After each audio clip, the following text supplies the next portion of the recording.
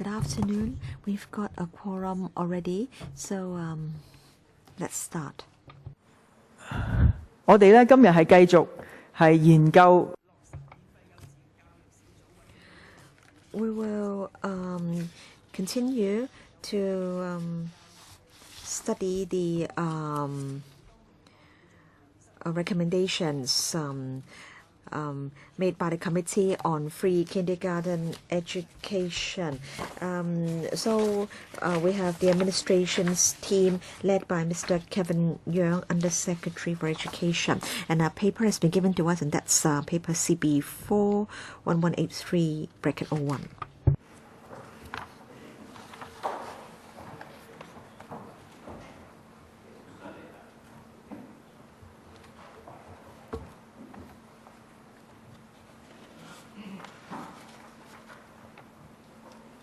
好，副局長如果準備好，請你介紹文件。Under Secretary, I think you can start. Yes, Chairman. On the 28th of May this year, the Committee on Free Kindergarten Education gave the government its report.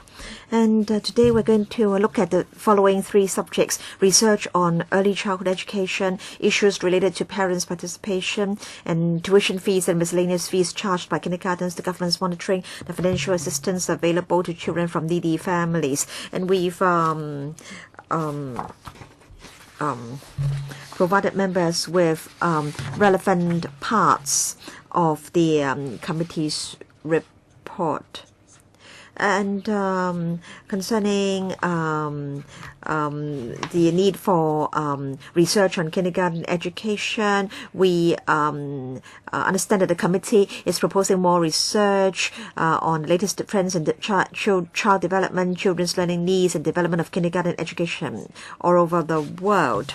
We endorse these directions. Parents are the children's first teachers, and they can help to enhance the effectiveness of learning on the part of their children at kindergarten, also in kindergarten. And then it is important that parents should be involved in promoting children's learning and development at kindergartens. In fact, parents play an important role in early childhood education. And so we do hold seminars for parents. We encourage them to take an active part in the learning of their children. And then coming to fees charged by kindergartens, we are responsible for vetting fees adjustment applications submitted by kindergartens, and also we have to look at miscellaneous fees charged by kindergartens. We need to make sure that kindergartens comply with the relevant rules and regulations. We need to protect the interests of parents as well as children. We have to make sure that kindergartens will comply with the relevant administrative guidelines. And then for children from needy families, we have to ensure that no student will be denied access to education due to lack of financial means. And so we are of the view that the present fee remission scheme be maintained, and it is proposed that the government provides further subsidies to needy families for the purchase of uniforms, textbooks, and so on and so forth. We will study the recommendations put forward by the committee very carefully. We are still in a stage of public consultation. We are collecting views from the public, and we will be working out measures to promote the healthy development of kindergartens in Hong Kong. I just would like to remind members and the Undersecretary that In fact, we've divided the agenda into 3 parts, and so let's deal with the 3 parts one by one. So we'll deal with research on early childhood education first, then parents' participation, and then finally tuition fees and miscellaneous fees charged by kindergartens, government's monitoring, and the financial assistance available to children from needy families. The Undersecretary has given us an overall introduction. May I suggest that we discuss research on early childhood education first? May I suggest that each member be given 4 minutes. Deputy Chairman. Yes, Chairman, this is a very special paper in that it provides extracts of relevant parts of the report and doesn't provide further information. I think the information contained in this paper is very simple. Concerning research on early childhood education, there are only 2 paragraphs. The 3rd paragraph is not really relevant.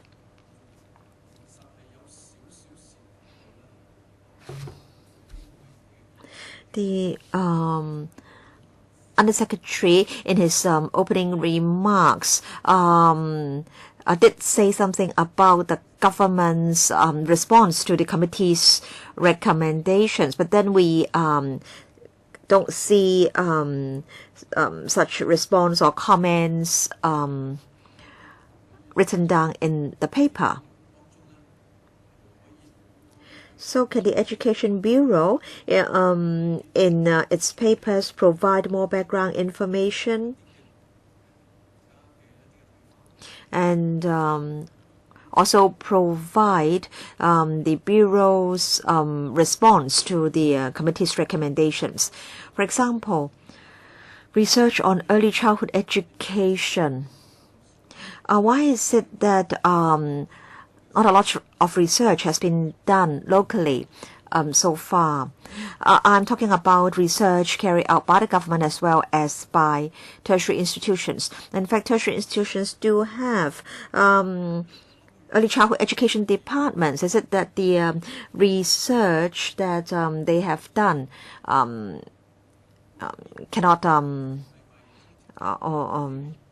be used in this context? So has the Education Bureau, or would the Education Bureau or the CPU commission research projects on early childhood education, or should tertiary institutions be encouraged to carry out such research? I really hope that more such information can be provided. Yes, Undersecretary. Chairman. In fact, the report was given to us only on the 28th of May, and we're now in the process of consulting the public. So that's why we are not able to provide detailed responses at this stage. For these topics, we are seeking to include the committee's recommendations in the paper, and I have tried to tell members our very general response, because after all, I can only do so because I do that because we received the report only about 2 weeks ago. I can only say that we endorse the broad directions. In fact, we'll be talking to teacher training bodies and so forth. But then concerning our response, there is nothing more that we can say at this stage. Deputy Secretary. Last time, Chairman, we mentioned the consultancy report. And last time we were told that we would be given the executive summary. But we haven't been given the executive summary. So can we be given that? And also, can we be given the entire consultancy report. I understand that in the report there are parts relating to individual kindergartens, but maybe the names of the kindergartens can be blacked out. Yes, Chairman will make available the executive summary to members within the next 2 to 3 weeks, because we were busy preparing for this meeting. But then the only preparation work you needed to do was to extract the relevant parts of the committee's report for us. Chairman, I have to clarify, because we're now doing a consultation exercise. Since we received the report, we have been meeting various organizations. So in fact, we're doing a lot of work. Well, yes, of course, we do respect the LegCo will try to do whatever we can to assist the LegCo's discussion. But I want to say that we are doing a lot of work, not just preparing papers for LegCo's discussion. So last time you promised that a number of papers will be made available to members. Can you make sure that those papers can be provided to members before the public hearing? Yes, the executive summary will be made available before the public hearing. And of course, if you can give us the papers earlier, that would be good. Mr. Wong Kwok Heng, Mr. Kenneth Chen. Thank you, Chairman. I first like to mention the part on research. If you look at the overall picture in Hong Kong, it may be useful to the administration. Well, according to the administration, they encourage research studies, but what does that mean? This is just cliche. Now, for tertiary institutions, their studies are publication-oriented. So because if research studies can be published in well-recognized or renowned journals, then they can gain credits when it comes to accreditation by UGC. But for really local topics, because they can't be published in world-class journals, people are not too interested. So we have to have some patience. We are thinking of research studies that can help people to gain credit from the UGC. It will not really be useful. In fact, this is not confined to early childhood education. Even for research in humanities and social sciences, they face a similar scenario. Now, you may say that you respect autonomy of tertiary institutions, and you will just ask them to decide what research they want to do. But not many people will really read those international journals, and this may not be helpful in resolving issues that are still controversial. For instance, whether kindergarten education should be whole day or extended whole day.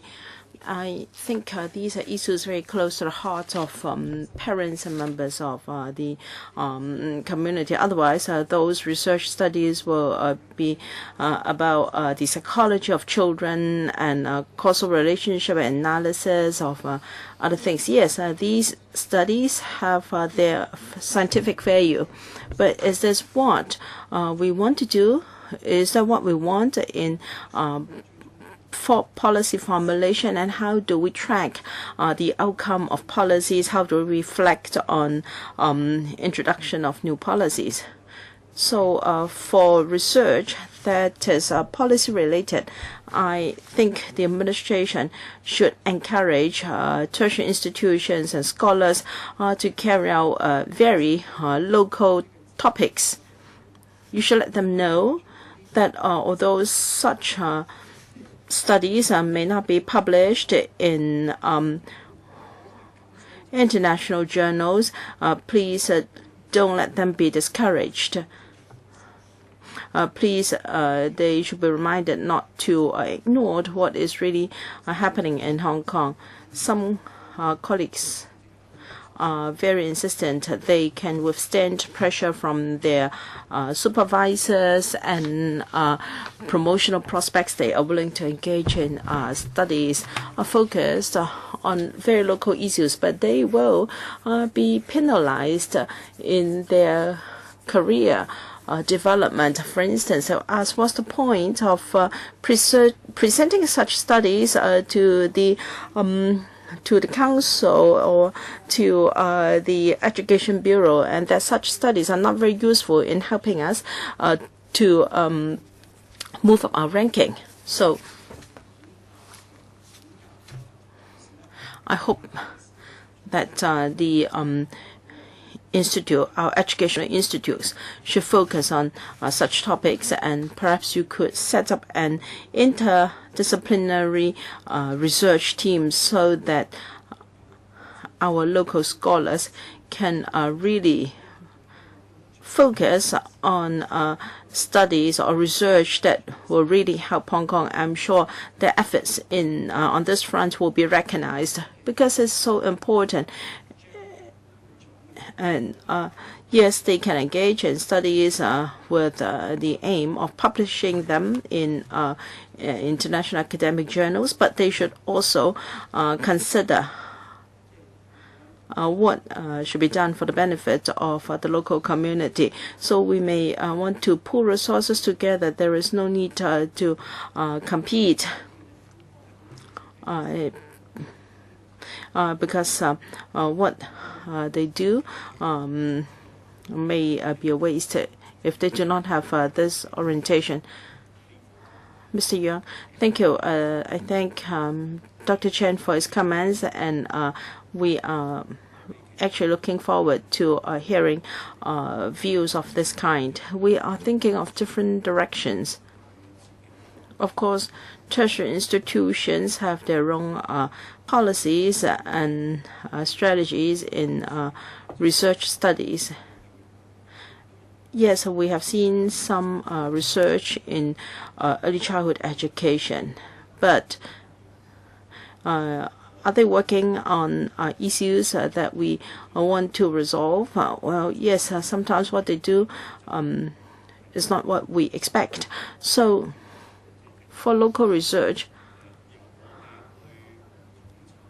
should it be for us to coordinate and decide on topics to do, and then we invite people to do it, or should we allow the academia to be more diversified and do research of their own wish? So, or should it be a mix of both? And it is also about the sources of funding and the money required. These are details we should think about, and we should be careful about the direction.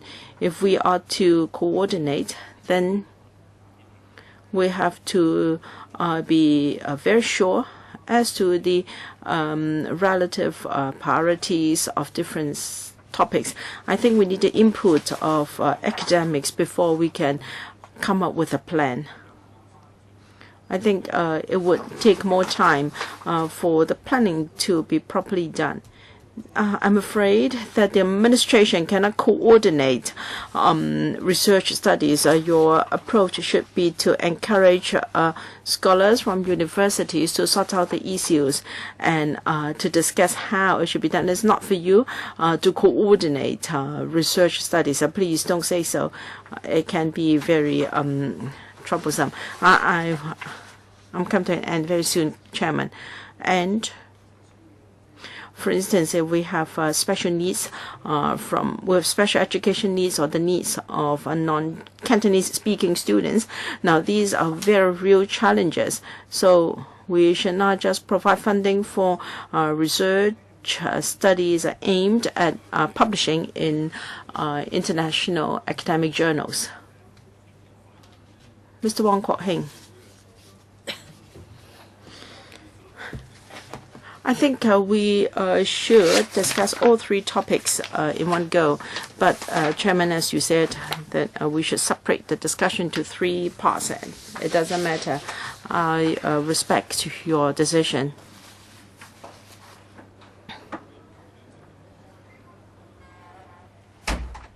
So the committee has formulated 5 principles for promoting or implementing early childhood education, ECE. To implement quality ECE, for sure we need professional teachers.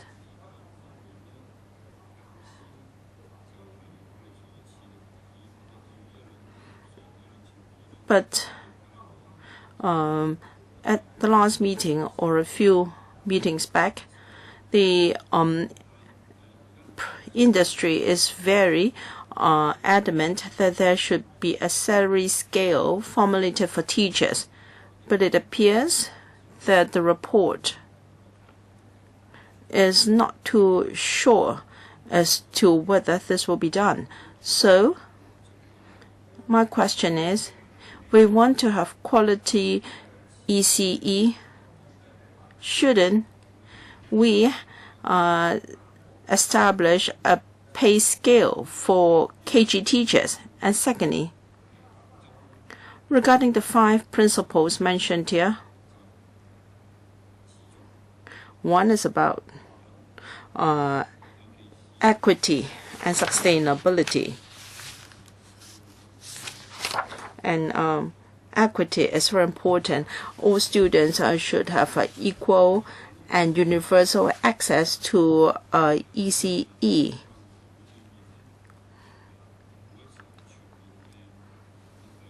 If we have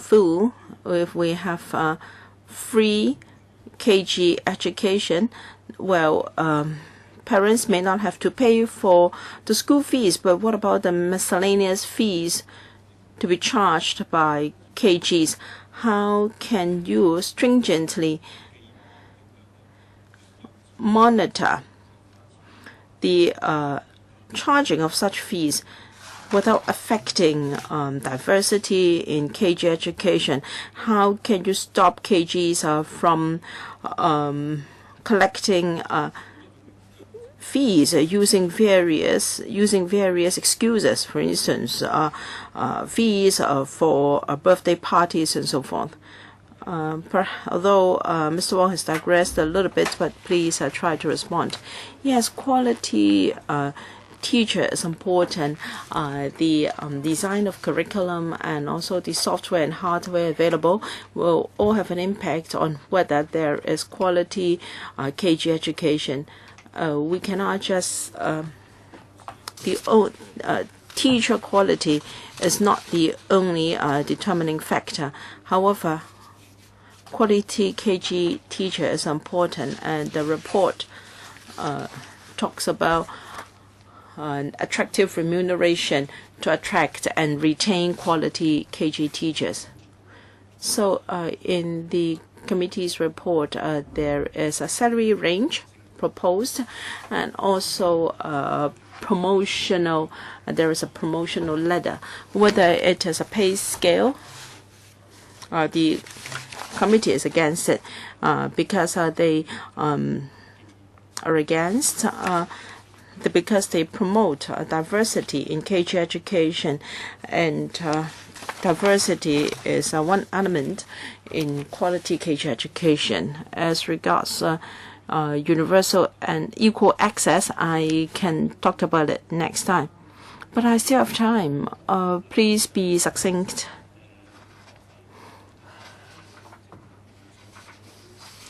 Fees. As mentioned by Mr. Wong, we already have a fee remission scheme. And for miscellaneous fees, we have regulations to regulate the collection of miscellaneous fees, and fairness is also important. Mr. Zhang Guokqu, thank you. To follow your instruction, I will focus on local research on KG education. This paper has set out the views of the committee. I would like to hear the government's position.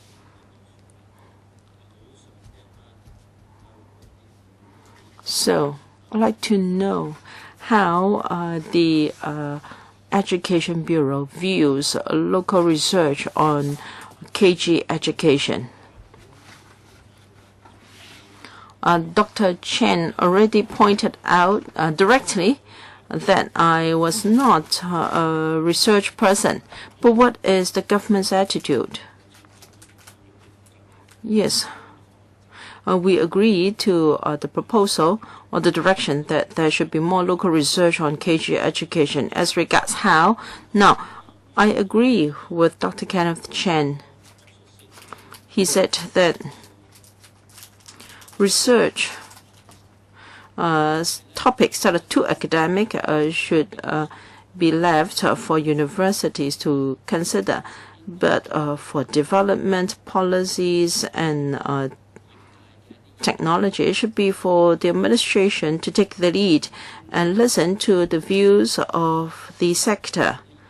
Because we are laymen and we can only give you very rough ideas, very general ideas. For instance, you should respect the wish of the sector, and after consolidating their views, the administration should proceed in that direction. But the government must has its position first. If it is willing to accept all the recommendations by the sector or the best, what I worry is that the administration will not do anything and just defer to universities in local research. So I'd like to know the government's position in this regard. In fact, we are listening to views, Chairman, and in fact, we are also liaising with teacher training institutions. But I want to know your bottom line. Can you be more specific? What do you mean by the government's bottom line?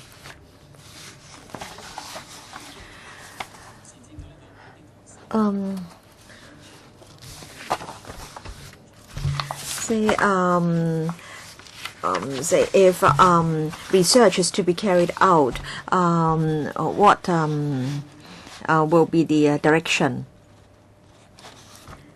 Yes, Chairman. In the Education Bureau, there are some projects going on with an element of research. For example, there are collaboration projects between universities and schools.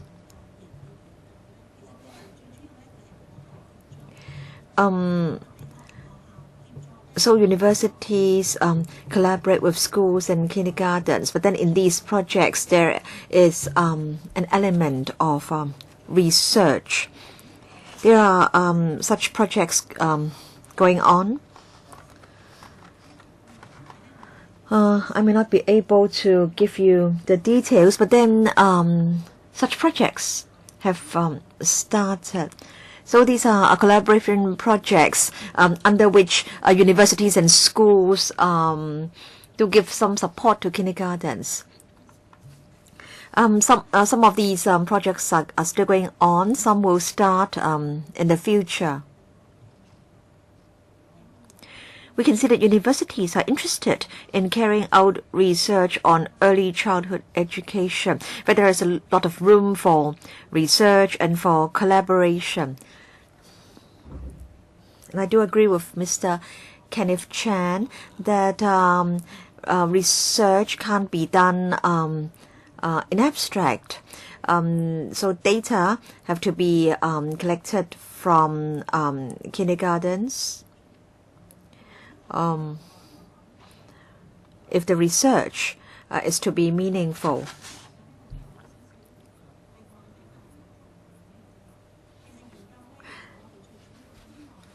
And when it comes to research, Chairman, we hope that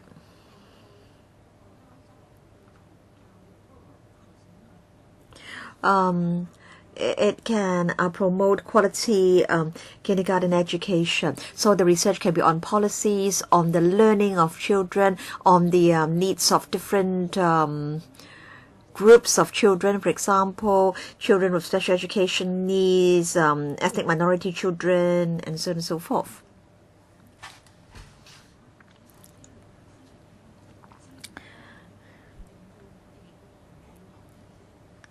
So we hope that such research can help us do better planning and allocate resources more effectively. Of course, the subcommittee is on free kindergarten education.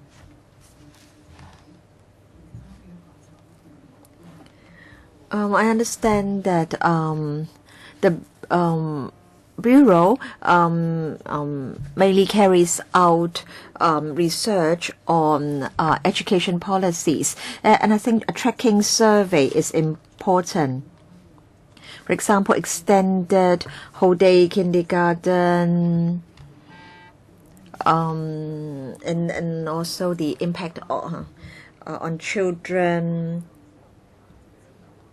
And then we've always said that education provides the most effective ladder for upward mobility. Have we done any research concerning the composition of university entrants? How many come from DSS schools and so on and so forth? I think this is important.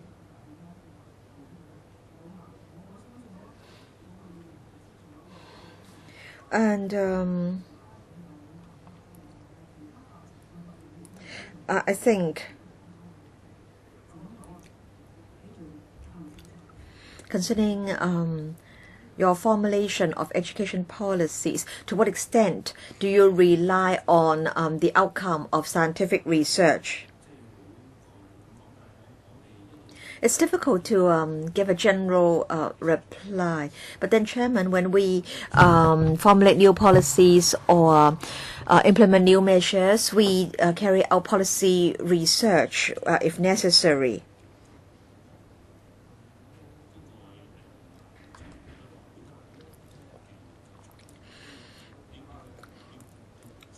But it's true that in certain areas we haven't done any large-scale research. But we do agree that in many areas we'll need to have some large-scale research. For early childhood education,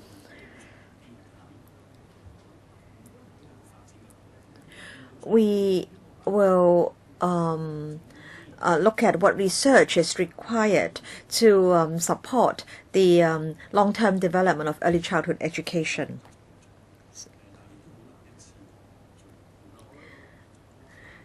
So we'll be looking at this, but then because of resource constraints, we can't have too many large-scale research projects being carried out at the same time. In fact, I did ask whether tracking studies or surveys were carried out for ethnic minority students. I asked why there were only limited opportunities for upward social mobility for them. So I understand. I think it's important that there are tracking surveys carried out on a sustained basis or in a sustained manner. So what is the government's position on such research? Now the deputy chairman has been complaining to us many times about the TSA. In fact, the TSA provides us with very useful information as to the performance of students in certain areas, P3, P6, S3, and then the completion of DSE. So in fact, this is a tracking survey. And then for NCS students, we also have a tracking survey on whether they are learning Chinese effectively as a second language. Deputy Chairman, I think Mr. Kenneth Chan has pointed out a real difficulty. The difficulty is not with funding. you can make available the funding, but then the funding doesn't really go into the pockets of the universities. In fact, it's for the first-class journals in the US to decide what research or what studies will be carried out. Now, say for example, what about looking at students' difficulties in learning to write and recognize Chinese characters? This is a very important subject in Hong Kong and for education in Hong Kong, but I don't think US academics will be interested in this at all. So our universities, our academics have to identify subjects which are of interest to US academics. We spend a lot of money on tertiary education. Tertiary institutions and universities use a lot of their resources on research. And then for social sciences and arts in particular, the research topics have to cater for the taste of world-class academic journals. A few years ago, the CPU started a scheme to encourage research on local policies. It is hoped that there can be more research projects on local policies, but then there is there is only this CPU program, and it can't really do a lot. For early childhood education, it's definitely very much a local issue.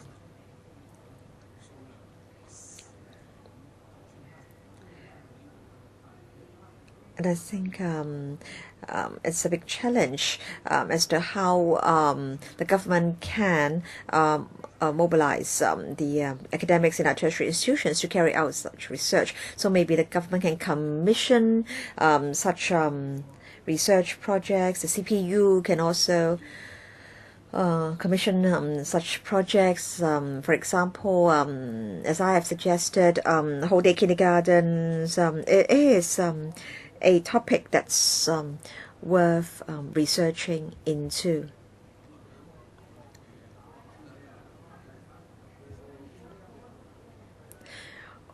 Is it that our research in our tertiary institutions should only suit the taste of US academics and US academic journals, or is it that such research should also serve our local policies and development? Under Secretary, yes, in fact, Chairman, we would definitely take on board members' concerns and suggestions when we take the matter forward. We hope to, we may not be able to resolve all the problems, at least we hope to solve some of them. And then I can also ask my colleagues to look at research on early childhood education by our local tertiary institutions. Mr. Chiang-Kok-Chu, Chairman, I just wanted to know more about the Bureau's position on research on early childhood education. I understand that the Bureau wants to see different modes of kindergarten education: half day, whole day, extended whole day. And I understand that members of the public do prefer public or government kindergartens to subsidized or private kindergartens.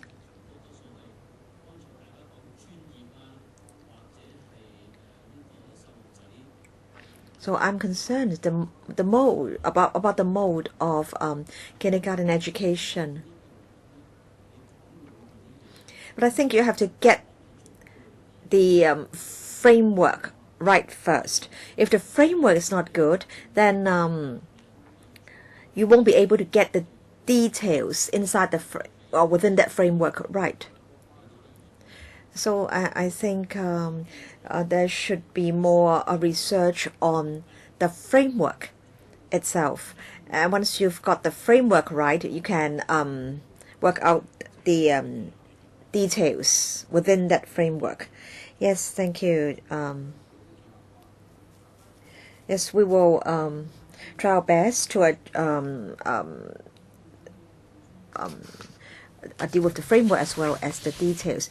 All right, and next, issues related to parents' participation. So do you have anything to add to what you've said? Under Secretary, no.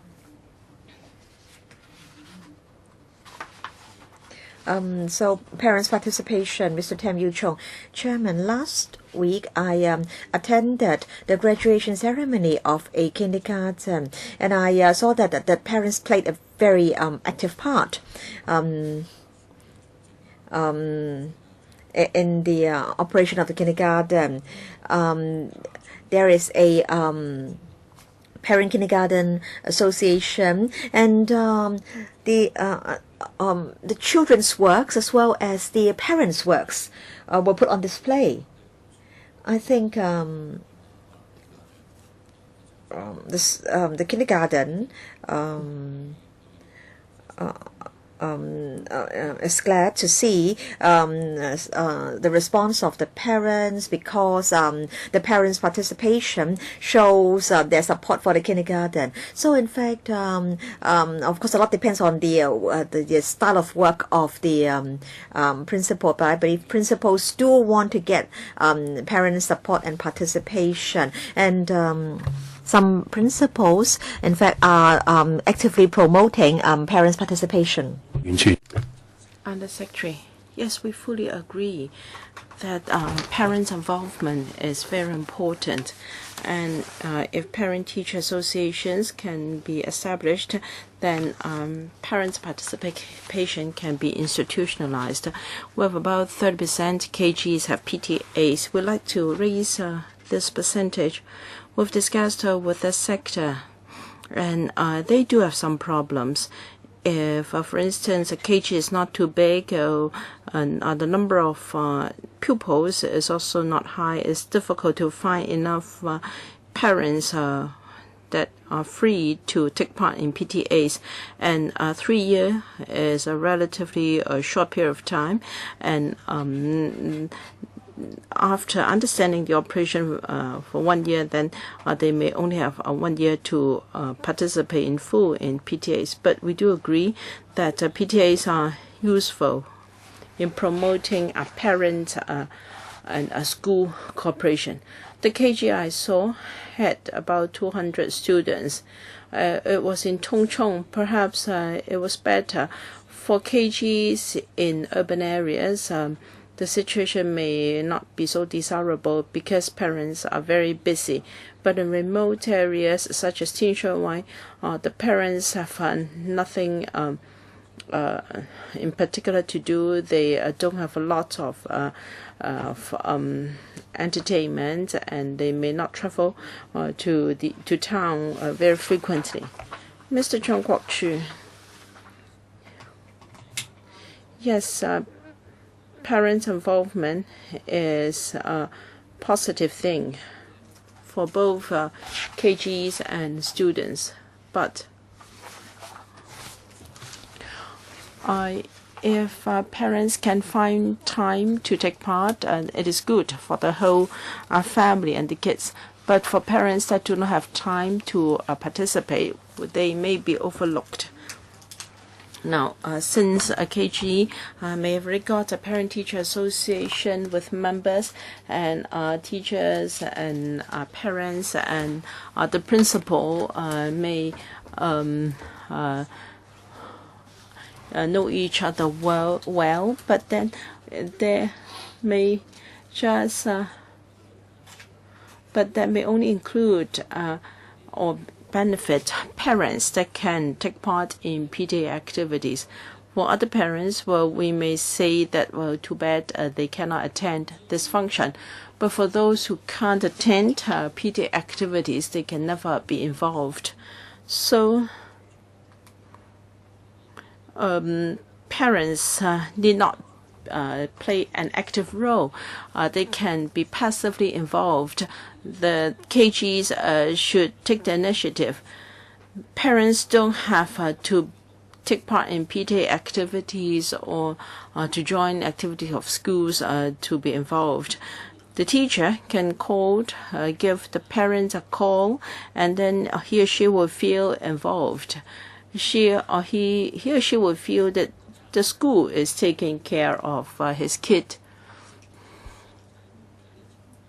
And teachers have the responsibility to understand the kid's situation at home, and the teacher should also enhance the parent's understanding of his kid's performance in school. Because parents may be busy all through kindergarten, primary and secondary school years of their kids. So even KGs have PTAs, some parents may never be able to benefit from them. So colleagues of the Education Bureau should consider how KGs can reach out to parents who cannot join PTA activities or cannot participate in school functions. Yes, I think Mr. Jones is very correct.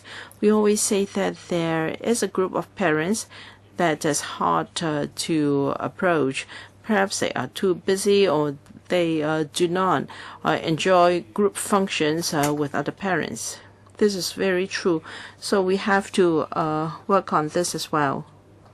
We know that for some KGs, teachers would take the opportunity to chat with parents.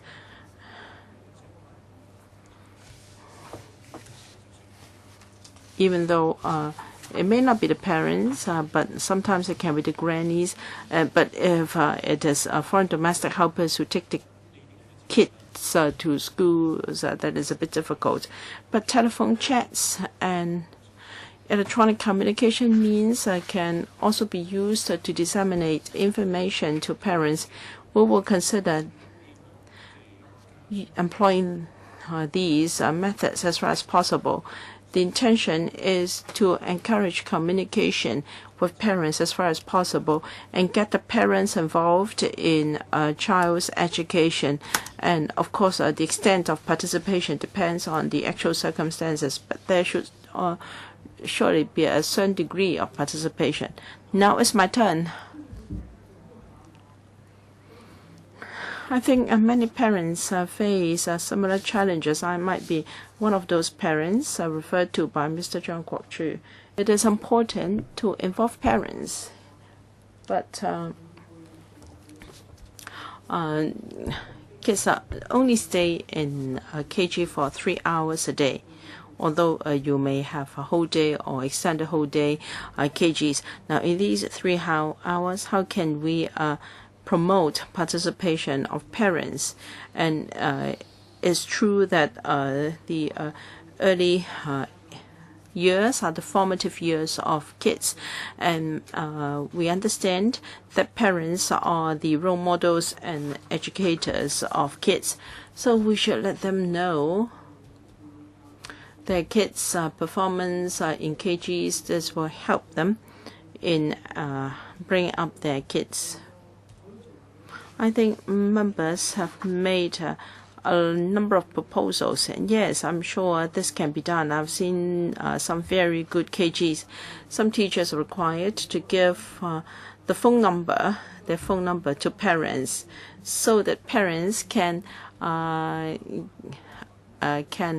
contact the two teachers at any time. This is quite a challenge, but I think it is very useful. So will you allow KGs to decide how to do it, or will you have some standardized way of doing things? For instance,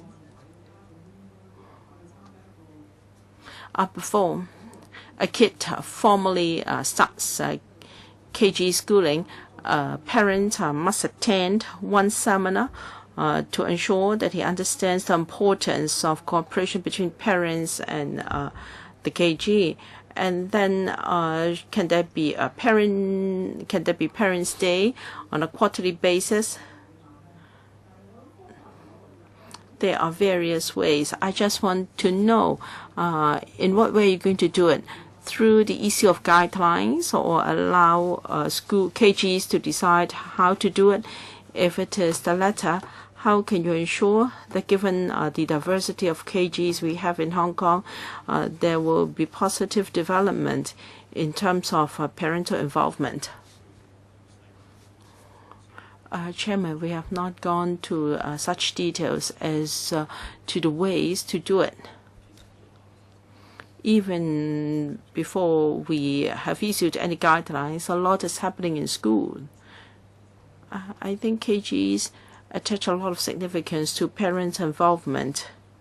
Usually they invite parents to take part in school activities. Chairman, you talked about a 3-hour day, but I know that some KGs invite mothers to be reading moms for storytelling, and to be volunteers to help out at snack time, at handwork time, and visits and outings. They also involve parents. 30% of the KGs have got PTAs. The Education Bureau provides funding for PTAs to organize activities. Even for schoolwork, sometimes parents are required to do the homework together with the kids. So parents are encouraged to support the education of kids in these 3 hours. I agree with you. For active parents, they are highly involved, but I share Mr. John Kwok Chu's view. How can we ensure that not so active parents are aware of this importance? We have to admit that there are some very proactive parents. They are volunteers in KGs, but you have to admit that they do not form the majority. How can you enhance parents' awareness that this is important? This is quite a challenge. Any response, please? We'll continue to discuss with the sector to see what KGs are doing and what suggestions they have. I think a lot depends on the parents' attitude. Of course, we'll try our best to explain to parents and encourage them, but even if you have provided all the means and the parents are not interested, then there is nothing you can do about it. But we have to ensure that KGs will not put in any obstacle for parents to come to the KG. For instance, parents are not allowed after 4:30 p.m., then it would not be possible for working parents. So we will think about this. Mr. Tam Yu Chung, parents face different scenarios. Some do not. Some full-time housewives, that's better, and they don't mind serving as volunteers in KG with her kid. But don't expect all parents to be able to do it. I've seen a dozen of parents, including fathers, who can do that. But please don't expect all parents to be able to do that. Some have to work, some have to take care of their younger kids. Well, even for Parents' Day, they have to take a day off. So please don't expect the same from all parents. But I think there's no harm in encouraging participation from their part. And reforms, and for instance, you can invite views from parents, and that would be useful. Under Secretary, we do agree, so we will move along this direction. Parent participation is very important. And through such participation, we hope parents can have a better understanding of what is C of ECE, because there are parents who are drilling their kids too early on in life. We run seminars, but that may not always be useful. We want parents to be more involved in KG education so that they understand what KGs are teaching, and then we will have less of this kind of phenomenon. I think it would be quite useful if teachers can give their phone number to the parents. I think on the whole, parents are interested in their kids' development. It may be unrealistic to expect all parents to join school activities, but I think you should make it easy for parents to have access to teachers or to the school when they want to. I think that's enough for this topic. We go on to the next topic. Tuition fees and miscellaneous fees charged by kindergartens. The government's monitoring financial assistance available to children from needy families. Do you have anything to add? I think I've already heard members' views, and I am happy to reply to members' questions. Now, the government is thinking of providing free KG education. I'd like to know the percentage of free kindergarten schooling you can offer, and do you have any cap for miscellaneous fees that can be charged, and also the government's role.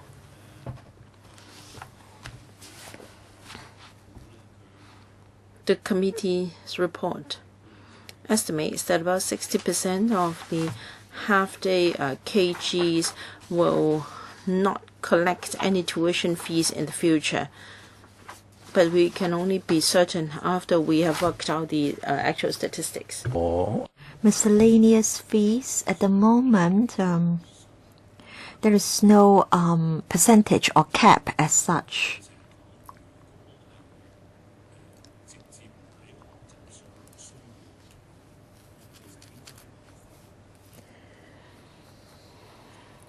In fact, for learning related fees, they are included in the tuition fees. For miscellaneous fees, I think we are mainly talking about items where parents can have a choice.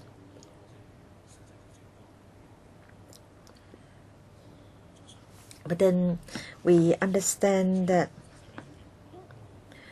there are some special cases. On one occasion, a deputation said that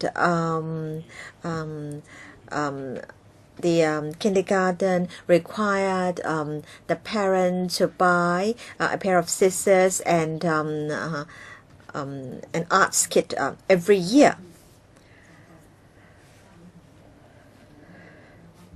So what will be the arrangements with regard to miscellaneous fees if we can have free kindergarten education?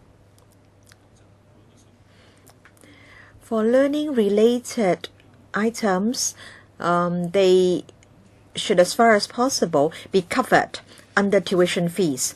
For miscellaneous fees, in principle, we let the kindergartens decide.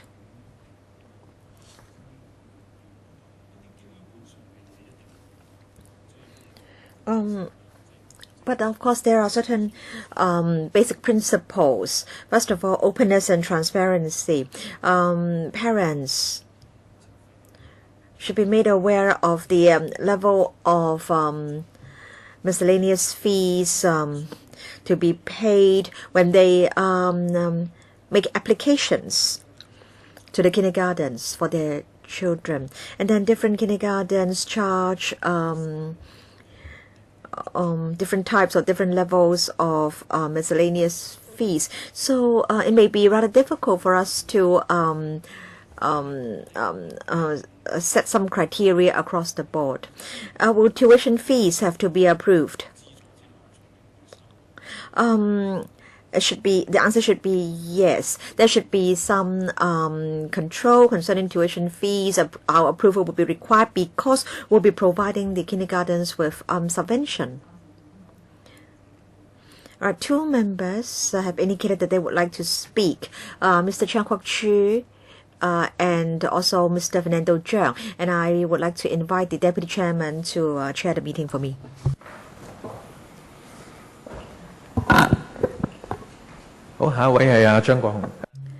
Yes, Mr. Chan Kwok-Chu, Chairman.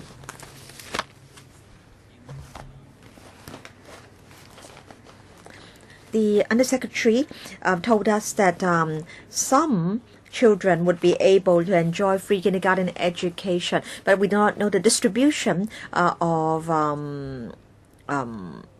free kindergartens over the territory.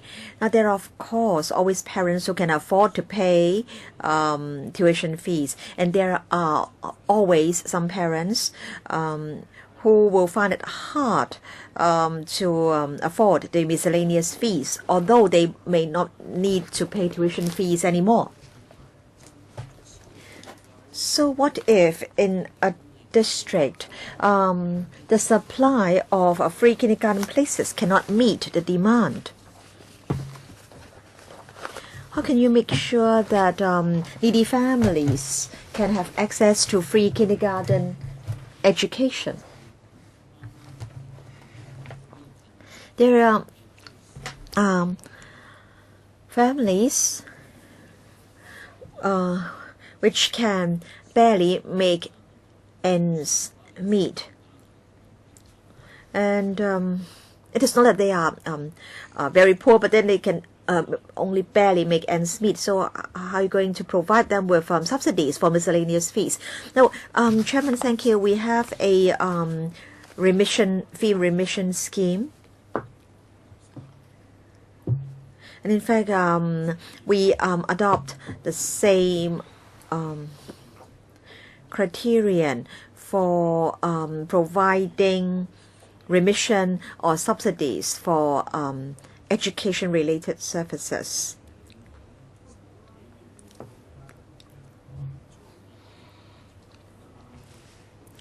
And in the committee, it is suggested that apart from offering admission to needy families, there should be further subsidies for these families to help them meet expenditures arising from miscellaneous fees, for example. So what is going to be the level of subsidy or grant? Perhaps I can ask my colleague to tell you more about the present subsidy system. Yes, Chairman. For families on CSSA, they receive grants about $3,000 a year for meeting school-related expenses for kindergarten students. Mr. Chan Kwok-Chu would like to know what the amount of subsidy will be in the future for needy families. This sum has yet to be fixed. After all, this is a recommendation from of the committee only, and the committee has proposed that we should make reference to the flat rate grant arrangements under CSSA. Some kindergartens charge more miscellaneous fees than others.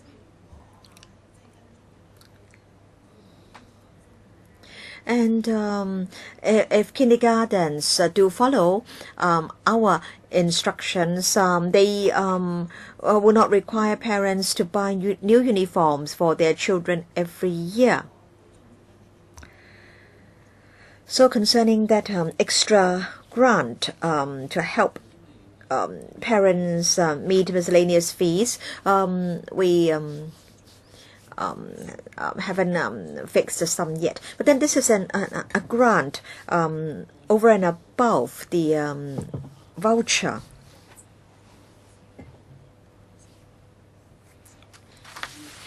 But what if a kindergarten charges tuition fees that exceed the voucher value? Yes, I understand that you haven't really fixed the amount, you haven't drawn the line yet, so to speak. But for families living near the poverty line, I think you should try to make sure that they will not have to be worried about expenses above the amount covered by the voucher. Chairman, if kindergartens charge tuition fees that exceed the amount in the vouchers, and so long as the families can fulfill the criterion, about $27,000 for a 4P family. I just want to say that this line is the same for subsidies for primary education as well as secondary education. Now for vouchers, we've set the 75% level, and this is the maximum amount that parents are entitled to. If it's less than 75%, of course, we provide the actual amount. But if it's above 75%, we'll provide the extra subsidies for needy families. That's the present position. Mr. Fernando Zhang. 15-year free education. But then, according to the Bureau's estimate, only 60% of the kindergarten students will really get free kindergarten education. So, the government claims that there will be 15-year free education for all, but in fact, that's not going to be the case. Yes, we understand that some kindergartens operate at very high costs. For example, the rentals are very high, and so you may not be able to offer free kindergarten education to all.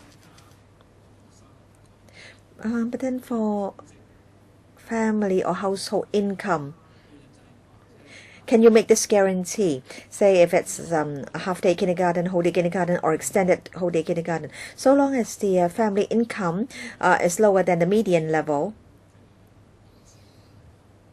then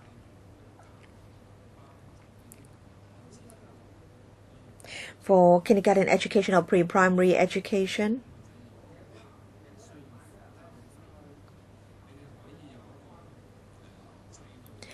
you can make sure that these needy families will not have to pay out of their own pockets for the extra amount. That's the spirit of free kindergarten education, is it not? Mr. Young. Chairman. The first thing we need to look at is whether we should set a cap for tuition fees. If we do not impose a cap on tuition fees, then we may not be able to guarantee free tuition fees if the family income is lower than a certain level.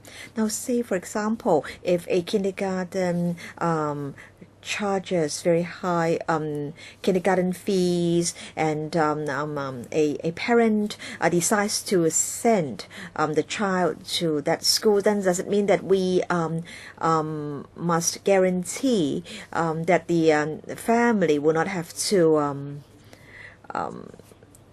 pay the extra amount? I'm not sure. And then for miscellaneous fees, we're looking at an extra grant. But then I understand that in primary schools and in secondary schools, despite the grant provided by the government, some parents still have to pay some fees. And so I don't think I can guarantee that the parents need not pay at all for tuition fees if the family income is lower than a certain level. But Chairman, we hope that there can be genuine free kindergarten education for all families if they need the service. Yes, I understand that some parents want to send their children to certain kindergartens where the tuition fees are very high. But then these only constitute a minority. And so for most families, I think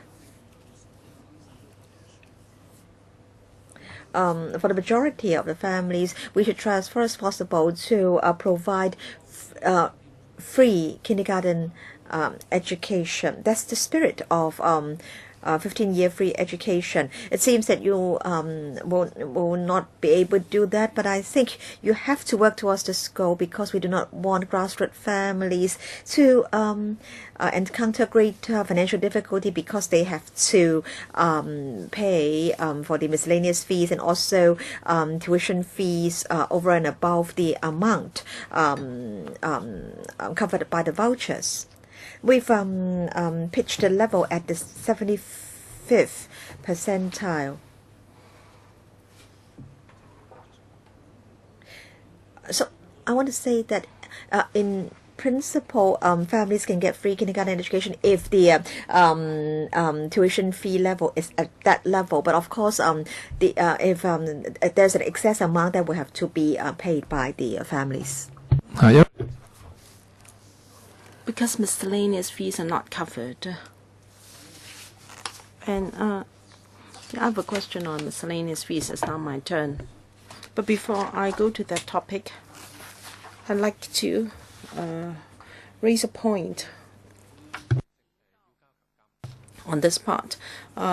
This part talks about enhanced transparency and monitoring. But if you've been to KGs, you know that usually KGs are of small scale. Some have fewer than 100 students. So usually the staffing is a school principal plus a few teachers and some janitor staff. It's questionable whether they have a clerk. I have seen KGs with no clerical officers or may only have one or two. Now, there is this paragraph here on enhancing transparency, and a whole lot of administrative work has to be done. Now, if this requirement is placed on secondary school, it may have an office with 5 to 6 staff members, so they may be able to cope with things such as tendering and other things. But can we expect a KG to follow the same rules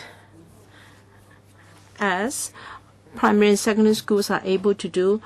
I'm worried that while we are enhancing transparency and monitoring, the principal may become a clerical officer. She may spend most of her time attending to administrative work instead of being a principal. So for small-scale KGs, we cannot expect them to have the same kind of administration as a primary or secondary school. We must streamline the administrative work, and we should not require the administrative structure to be too complicated. Please do not just duplicate what we have in primary and secondary schools. We have to ensure that critical things are done, and that's it. That's good enough. For instance, miscellaneous fees is something we should pay attention to, because if the miscellaneous fees are too high, then it would run counter to the objective of free KG education. For instance, if there is no tuition fees and yet the tea and snack fee is $6,000 per year, then there is no free education at all. According to this joint conference on concern for rights of children, they have done a survey, and there are indeed KGs charging $6,000 per year for tea and snacks. So if we do not regulate the miscellaneous fees, we may not really able to implement free KG education. In Western countries, when they talk about a free education, they would cover textbooks and breakfast and milk. We may not be asking for the same, but we must avoid exorbitant miscellaneous fees. So that highlights the importance of monitoring and regulation. So what plan does the Bureau has for the collection of miscellaneous fees in secondary schools? Are there already problems? How come in KGs the problem is more serious? Is it because of a difference in regulation? Well, a few things.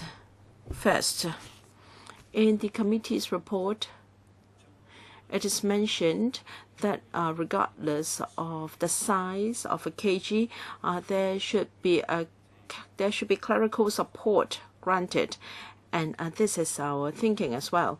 We hope that we can administratively help KGs so that the, as mentioned by the chairman, the principal can focus on teaching and doesn't have to attend to administrative duties. Secondly, on the point of regulation. Now, we are always trying to strike a balance. How much should we regulate? On the one hand, we should not overburden the sector. On the other hand, when we provide subsidies to KGs, we must have proper regulation. And how do we strike a proper balance? This is something we are always striving to achieve. So, in terms of regulation, we'll certainly discuss with the sector. We may not be 100% may not be able to follow their wish 100%, but we will listen to their views as to how we can offer flexibility, but at the same time strike a proper balance. It is hard to compare with the situation in primary and secondary schools because, well, of course, these are good reference points, but then the two systems are entirely different. Many primary and secondary schools are aided, whereas for KGs, we hope that there can continue to be a diversified and vibrant market. KGs should have autonomy in student admission, for instance, so the mode of regulation is a bit different. So we will not just copy the mode of regulation for primary and secondary schools into KGs. We will give regard to the uniqueness of KG education.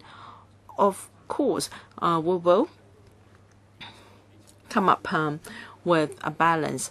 On the one hand, we want to ensure that our money is spent in a value for money mode, and we must have proper regulation, and we want the whole sector to develop in a healthy manner. I still have some questions, but I can wait in the second round. Do we have more questions? Mr. John Kwok-Chi, anyone more? If not, Mr. John Kwok-Chi, and then it's my turn. Mr. John Kwok-Chi. Thank you, Chairman.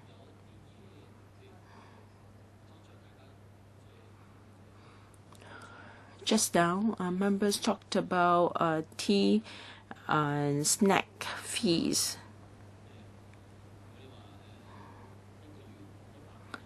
It can be $100 per day per month. That is about $5 per day. It can be $200 or $600. That is $30 a day. Well, $600 per month. Quite a considerable sum. Well, for primary and secondary schools, we do not have this category of fee because it is not really necessary. But for KGs, it is a necessary item. Given this, can it be included in the tuition fees so that the Education Bureau can fix a rate and the KG cannot offer, for instance, shark's fins for snack or refreshment. So there should be a minimum standard.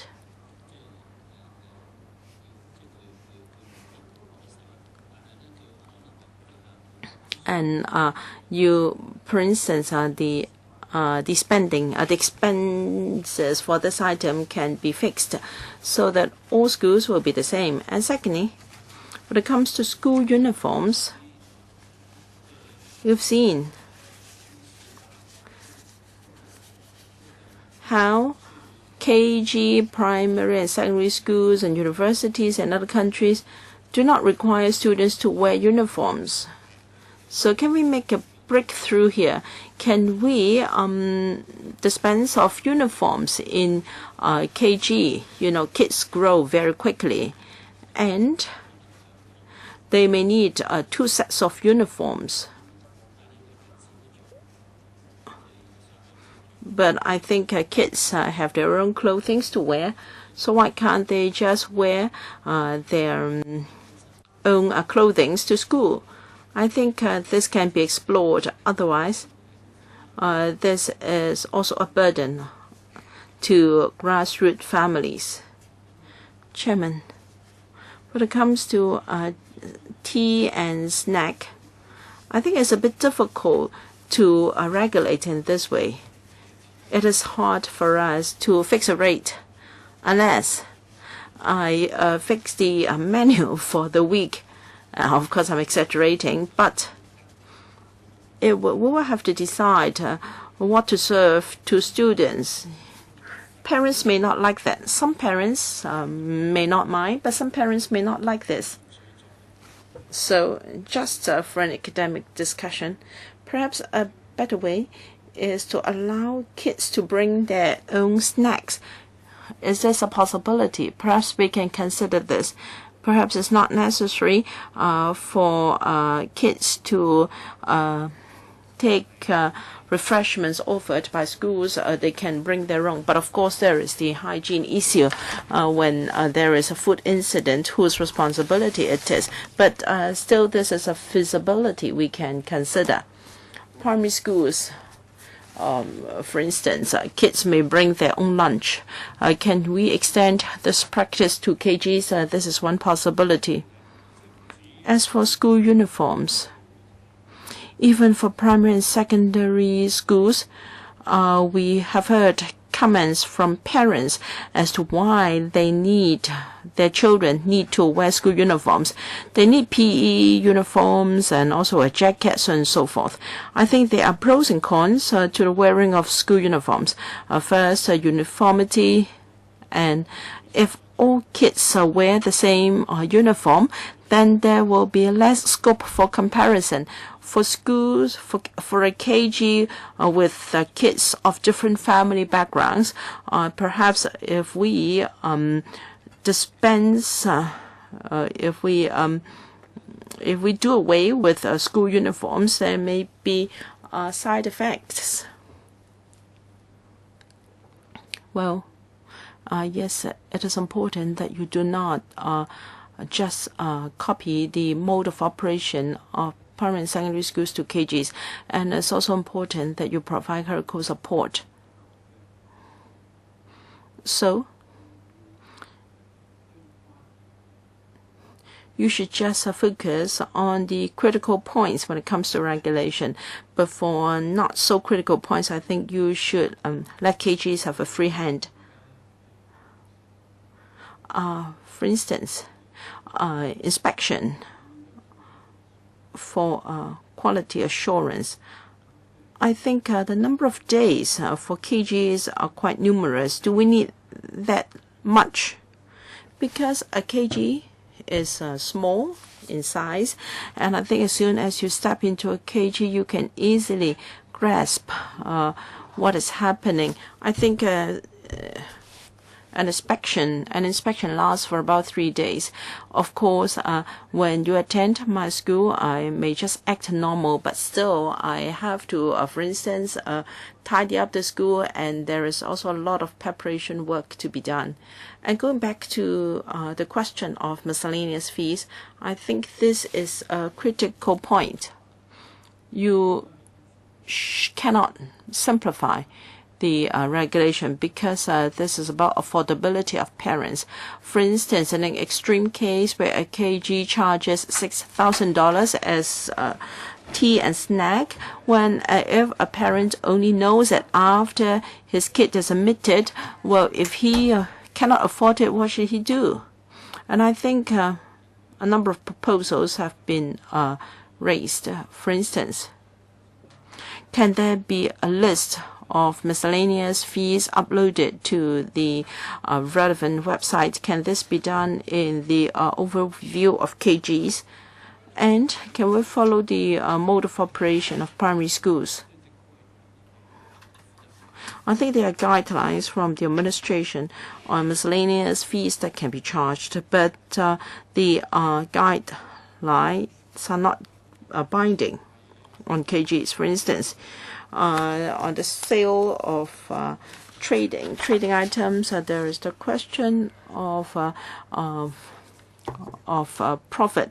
For instance, schools KGs should not mark the price at more than 15% of the cost price.